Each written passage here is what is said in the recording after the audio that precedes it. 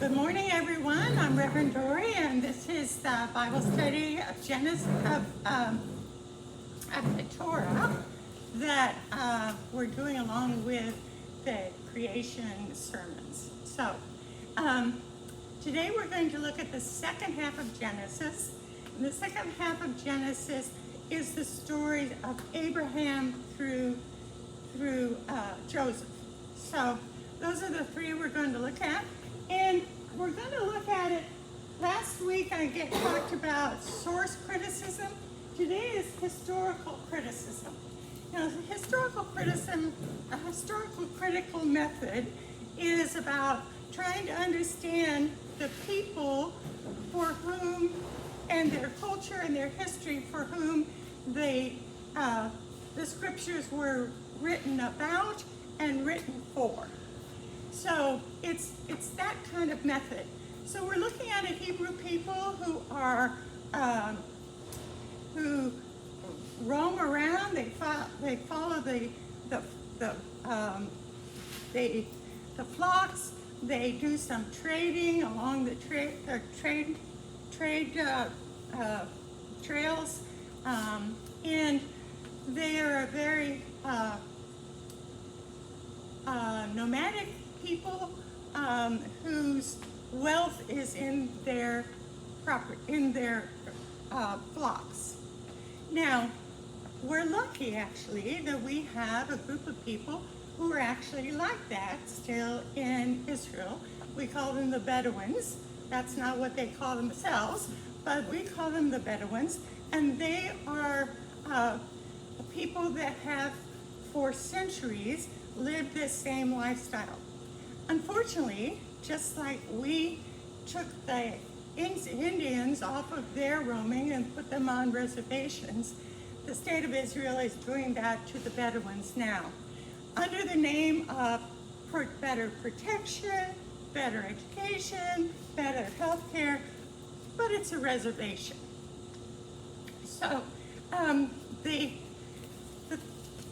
what these stories are is they are the family stories of two major families, and they are what we call eponymous stories. Eponymous means that there's people who represent a whole group, who represent a whole tribe. So you talk about Jacob, for example, he's representing the whole tribe of Jacob. And the 12 sons of Jacob are all people, all the different tribes who settled in Israel at the time of Moses. So they are the Hebrew tribes, and these names are the names of the tribes. So these hero stories are very much like our family hero stories might be. They talk about adventures. They talk about victory in war.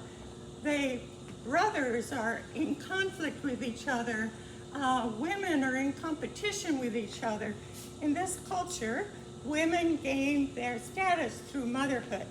So the women are in competition. There's barren women throughout. The favored wives are barren. There's how they made their wealth, just all those different things that you might think, oh, and there's trickery. And the younger son bests the older son, and there's the wicked godmother. These are all histories, the family histories of these various tribes. And they've been put together in the same way that the tribes have been gathered together under the umbrella name of Hebrew. Now, in the first one is Abraham. Now, according to the scriptures, God decided, well, maybe God couldn't be companions with all of human beings, but God decides he's going to choose one family, and he's going to be companion to that family. and he's going to bless that family, and they are going to be a blessing to all the nations. Jews still believe that they have been blessed to be a blessing to all the nations. And the whole Old Testament is about the relationship that God builds with these particular people who start with Abraham. And so Abraham lives in Mesopotamia, and he's married to Sarah. Actually, at this point, their names are Abram and Sarai. They become Abraham and Sarah, and God calls them to leave their home and go down into what we now call Israel. We know that, in fact, there were a lot of people from that Mesopotamia area who traveled down into the present-day Israel and Holy Lands. So he's given this promise that he's going to be the forefather of whole bodies of whole nation, okay? And God keeps putting out this promise, and it keeps not happening. And there's all kinds of things that Abram does that kind of puts up blocks against this promise. But finally, and one of the things is that they decide, well, they're going to have the son born in the lap of, okay? So Hagar, who's a slave of Sarah, gets pregnant by Abraham, and she's born, the baby is literally born into the lap of Sarah. But it doesn't really work out that this is Sarah's son. So finally God gets Sarah pregnant at age 90. You know, it's a miracle birth, right? And then we have, this story that is called the Akedah, or Akedah. How do you say it? Akedah. And it's in Genesis 22. It's the core story of the Jewish religious faith. It also is a core story of Islam, and this is the binding of Isaac, the attempted sacrifice of Isaac. And under Islam, it's Ishmael who does that. So it's a very important story, very heartbreaking too. Isaac is a minor character. He seems to never get over his mother's death and over the near sacrifice. So he's a pretty weak guy, and they go to find a wife for him who is very, very compassionate and patient. And Rebecca is said to have watered the animals, the camels, okay? Well, a camel can drink anywhere from 30 to 50 gallons in a 3-minute period. So if there are 10 camels, which might be the right number around that, that's 300 gallons to 500 gallons of water that she pulls up from the well. This is a terribly patient person. And then she too is barren, like Sarah's barren, but 20 years after they're married, she has Jacob and Esau, and they struggle with each other all their life, and through trickery, Jacob comes off on top. And she sends him, in order that he not be killed by Esau, she sends him to Laban, her brother, back in Mesopotamia. And he's a real trickster too, and they trick each other. And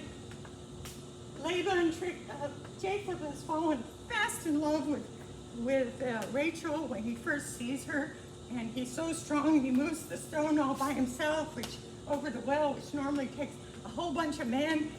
You know, it's this instant love. And so he agrees with Laban to work for her for 7 years. And at the end of 7 years, there's this marriage. But Laban puts in Leah instead of Rachel. And he's like, what happened here? And so, so Laban says, just hold your horses. I'm going to give you Rachel too. But then you have to work another 7 years for me. So he gives Rachel and Leah begin this huge competition.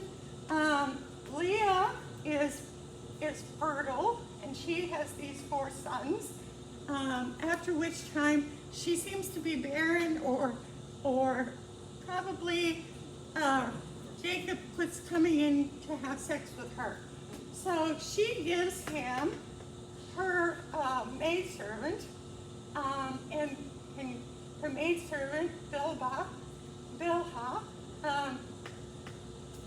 has Dan and Naphtali, and Rachel, who hasn't had any kids, even though she's the favorite wife, she's like, well, I can play this game.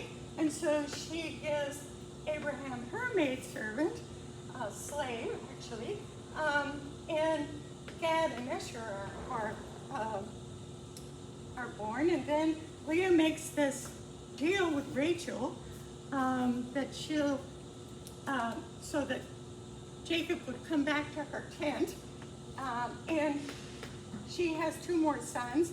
Oh, and a daughter, Diane, or Dinah. And then finally, Jacob, and Rachel have 2 sons, Joseph and Benjamin. So these are the 12 tribes. Levi is made into priesthood, and Joseph, there's no tribe of Joseph, but rather his 2 sons, Ephraim and Manasseh, are the 2 biggest, most important tribes in the northern kingdom. So, we finally have,